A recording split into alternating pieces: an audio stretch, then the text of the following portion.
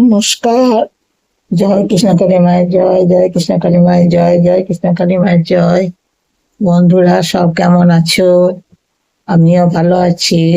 দেখি বন্ধুদের সঙ্গে একটু গল্প করে আসি। হ্যাঁ, এখন আর দুদিন খুব রোদে জল জোর হচ্ছে, এখন তার বৃষ্টি বৃষ্টি নাই, প্রচন্ড গরম বাবা। এই গরমে কাজ করা খুব কষ্ট, প্রচন্ড কষ্ট হচ্ছে কাজ করা, কিন্তু কি করব, সংসারে কাজ তো বাবা করতে হবে। তাই কাজকর্ম করে, চান ফান করে, ঠাকুর পুজো করে, মায়ের নাম জপ করি।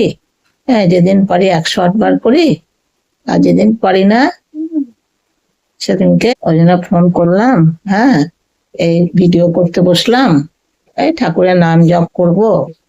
যখন সময় পাই 108 বার করি, আর সময় না পেলে বাবা ওই যতটুকুন পারি ততটুকুন করি। হুম। তোমরা মায়ের নাম জপ করবে, মায়ের নাম জপ করলে অনেক অনেক উপকার হবে।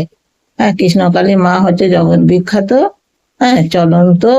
যে যা আশা মাকে চায়, মাসাত মা তার আশা পূরণ করে বাবা। আর আমিও করি, ওই জন্য আমি আমার বন্ধুদের কাছে বললাম। হ্যাঁ, তারপর ধরো আমি তো ঠিক করে কথা বলি, কিন্তু সবসময় কথা পরিষ্কার তো হয়ে ওঠে না বাবা, বয়স্ক মানুষ, আমার একটু কথাটা জড়িয়েও যায়।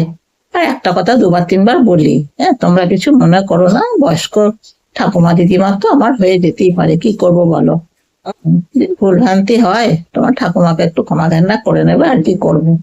আর কৃষ্ণকালী মায়ের মন্দিরে খুব ভালো লাগে গেলে, একবার গিয়ে দেখবে তোমরা, খুব ভালো। এখানে বসে থাকলে মায়ের দিকে তাকিয়ে থাকো যদি না, তাতেই তোমাদের মনটা দেখবে কত আনন্দ হবে।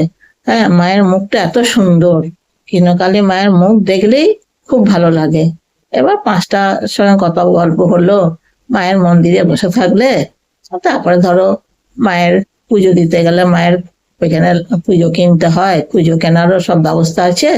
হ্যাঁ, ওখানে সব পুজো কেনার ব্যবস্থা আছে, পুজো কিনলে কিনে মায়ের পুজো দিলে। এবার ধরো অনেকে তো উপোস করে পুজো দিতে পারে না, হয়তো সেখানে তুমি কচুরির দোকানও আছে, ভাতেরও আছে হোটেল, নিরামিষ ভাত, নিরামিষ ভাত খেয়েও পুজো দেওয়া যায়। হ্যাঁ, আর কেউ না পারলে নিরামিষ ভাত খেলে পুজো দিলে, তারপরে পুজো টুজো দিয়ে কচুরি তরকারি খেয়ে নিলে। চায়ের দোকান আছে, সবকিছুরই ব্যবস্থা আছে। তারপরে বহু দূর দূর থেকে আসে, শুধু কি বর্ধমানে বাবা, বর্ধমানের বাইরে থেকে, তারপরে বিহার, ঝাড়খণ্ড, তারপরে তোমার এইদিকে কলকাতা, বনগাঁ, উত্তর 24 পরগনা, দক্ষিণ 24 পরগনা, বীরভূম, প্রচুর আসে, প্রচুর আসে। এবার তারা কি এমনি এমনি আসে? হ্যাঁ, নিশ্চয় ভগবানের কাছে যারা তারা আশা কিছু চায়, ভগবান সে আশা পূরণ করেন।